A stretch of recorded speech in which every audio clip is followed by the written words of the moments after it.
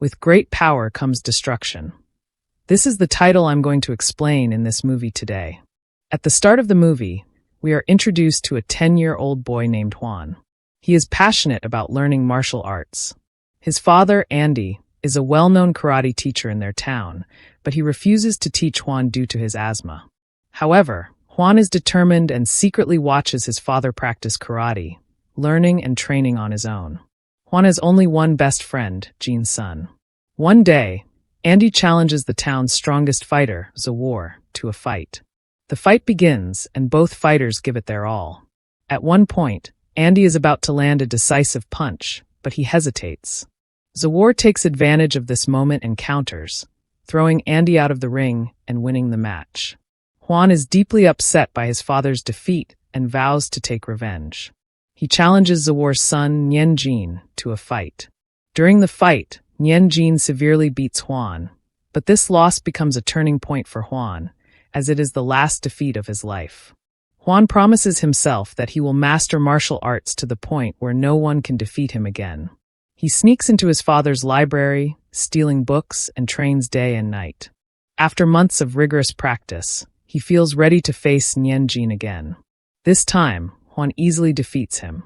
As time passes, Juan grows into a young man and becomes famous throughout the town for his martial arts skills. Unfortunately, his father passed away years ago, and now Juan lives with his mother and daughter, who mean the world to him. One day, we see Juan and another fighter, Kuan.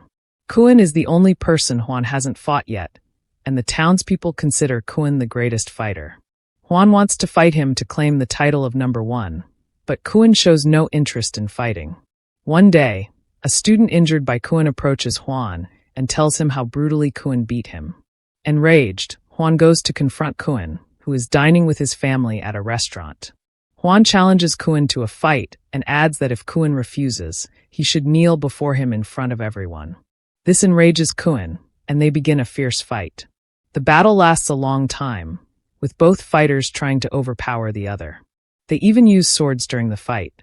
Finally, Juan lands a dangerous punch, severely injuring Kuan, which ultimately leads to his death. The next morning, when Kuan returns home, he is shocked to find the bodies of his mother and daughter lying there. They had been killed by Kuan's own followers.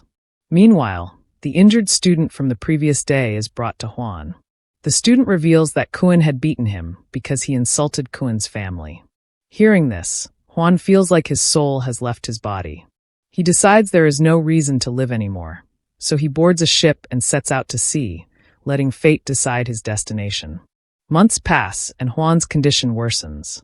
One day, he attempts to end his life, but nearby villagers rescue him and take him to their village.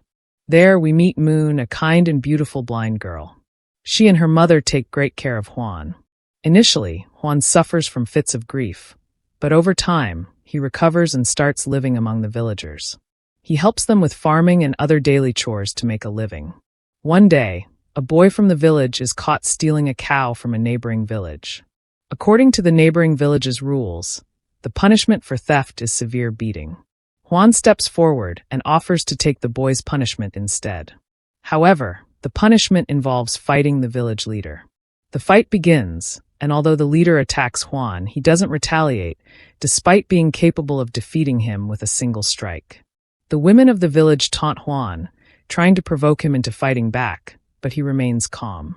Eventually, the leader realizes Juan's strength and apologizes, resolving the matter peacefully. The next day, Juan is sitting in the fields with Moon and some children. The kids ask Juan to teach them martial arts, but he refuses, knowing that power often leads to destruction. He doesn't want to disturb the peace of this serene village.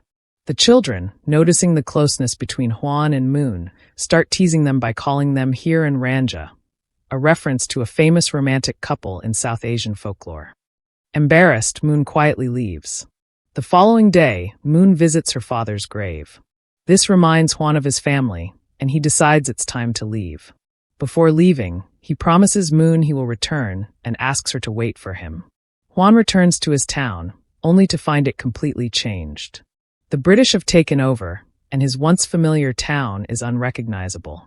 He visits the graves of his parents and daughter, and then goes to his old home, which has been ransacked and left empty by looters. Afterward, he visits Kuan's house, kneels before his photograph, and apologizes. He finally understands why his father chose not to kill Zawar during their fight. A few days later, while reading the newspaper, Juan notices an article about a British wrestler named Hercules.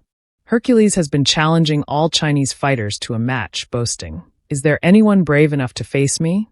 So far, no one has managed to defeat him.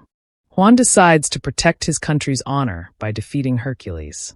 To achieve this, he turns to his best friend, Jin San, who loves the idea and funds Juan's fight. The big fight day arrives, and Hercules, being twice Juan's size, looks unbeatable to everyone watching. The match begins, and Juan soon gains the upper hand. At one point, Hercules falls dangerously close to a nail outside the ring, which could have killed him, but Juan saves him. Impressed by Juan's sportsmanship, Hercules shows respect and concedes defeat. This act enrages the British and their Japanese allies, as they fear Juan's growing influence and the possibility of rebellion against their rule. With the help of Jin San, Juan opens a massive martial arts training center in the city. Fearing this could unite people against them, the British plan to arrange another fight to eliminate him. The next fight is organized, and Juan takes on 3 fighters, knocking each of them out spectacularly. His next opponent is Kanata, the Japanese karate champion, who is as skilled as Juan. Kanata suggests postponing the match, believing it would be unfair since Juan is already exhausted after fighting 3 opponents. However, Juan insists on continuing. The fight begins and turns out to be highly dangerous. During the match, their weapons change, and while Juan handles the sword skillfully, Kanata ends up injuring himself. Seeing this, Juan suggests switching weapons again. The first half of the fight ends in a draw. Before the second half begins, Juan drinks a cup of tea, but as the fight resumes, he starts vomiting blood. It quickly becomes clear that he has been poisoned, and his survival is impossible. Kanata suggests stopping the fight, but Juan insists on continuing since his death is certain. In the final moments, Juan lands his deadly punch, but deliberately stops just short of striking Kanata fatally. Realizing this, Kanata acknowledges Juan's victory and declares him the winner. Moments later, Juan collapses and dies. In the final scene, Juan's soul is shown practicing martial arts outside Moon's house. Moon senses his presence and runs toward him, ending the movie on a poignant note. If you enjoyed this explanation, please like and subscribe to my channel. Thank you.